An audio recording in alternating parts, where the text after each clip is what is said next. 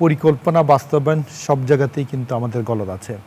দেখেন একটা শহর দাঁড়িয়ে থাকে তার পরিকল্পনার উপরে, যে আপনি সেই শহরে রাস্তাঘাট কী পরিমাণ দিবেন, অন্যান্য যে নাগরিক সুবিধা কেমন দিবেন, সেখানে কী পরিমাণ জনসংখ্যা থাকবে, এই সকল ডিস্ট্রিবিউশনের পরে কিন্তু শহরটা দাঁড়িয়ে থাকে।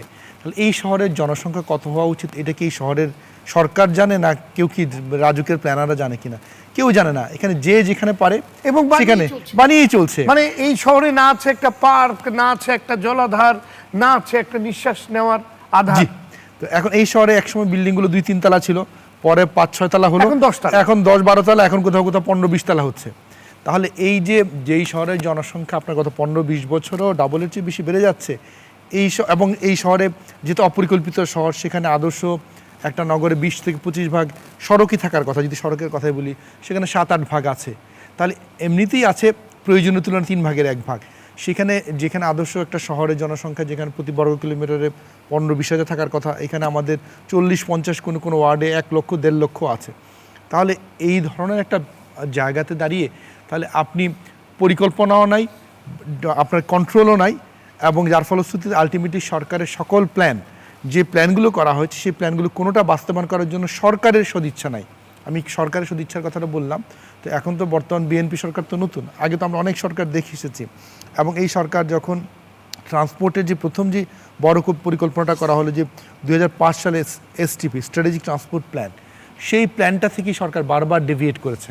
এবং বিভিন্ন সময় সরকাররা তখন সবসময় তাদের টার্গেট ছিল আপনার বড় বড় ইনভেস্টমেন্ট প্রজেক্ট, অথচ সেই স্ট্র্যাটেজিক ট্রান্সপোর্ট প্ল্যানে বলা ছিল যে আপনি প্রথমে সহজ সাধ্য পরিকল্পনা, যেটা অধ্যাপক কাজী নায়েব সাইফুল বলছিলেন, যে আপনি এডগ্রেডে যে সলিউশনগুলো দরকার সহজে ভালো ভালো, আমি যেটা বলছিলাম যে সামান্য 2000 কোটি টাকা দিলেই তো পুরো রাত বাস মানে এসটিপি, যেটা জি জি এসটিপি জি সেটা হয়ে যায়।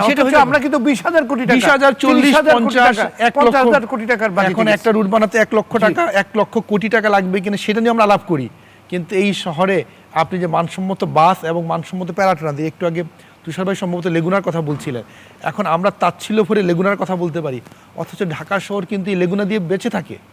মানে এটা হচ্ছে মানে গণপরিবহন, প্যারাট্রানজিট, অথচ এগুলোর কোনো মানোন্নয়নের কোনো চিন্তা নাই। যে আপনি ঢাকা শহরে আপনি তো সব জায়গায় বাসও যেতে পারবে না, অনেক জায়গায় রিলেটিভলি ছোট রাস্তা আছে, তাহলে সেখানে আমার প্যারাট্রানজিট লাগবে। এই যে প্যারাট্রানজিটের আলাপ তো এখনও আপনি শুনেন না।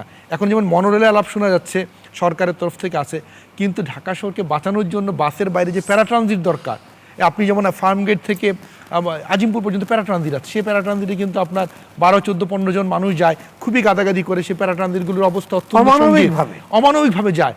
কিন্তু এই যে প্যারাট্রানজিট বাস যেগুলো সহজভাবে করা যায়, এগুলো নিয়ে কোনো আলাপ হয় না। এবং এই কারণে ঢাকা শহরের একমাত্র গণপরিবহন হচ্ছে টেসলা।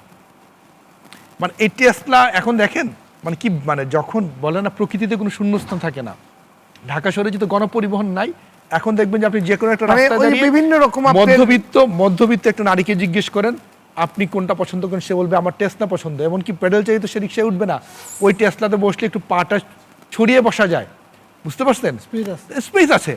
এবং ওটার কোনাটা কিন্তু ডেঞ্জারাস, খুবই ডেঞ্জারাস। আপনার মানুষ মানে ওইটাতে বাড়ি খেয়ে তার মানে রীতিমতো পঙ্গু হচ্ছে উঠান আমার, মানে আপনার শেয়ারতে কমফোর্টলি আপনি নামতে পারবেন না। মানে আপনি স্পেসের কথা বললেন না, দেখবেন ওই কোনা দুটো, জি ওটা কিন্তু খুবই ভয়ঙ্কর।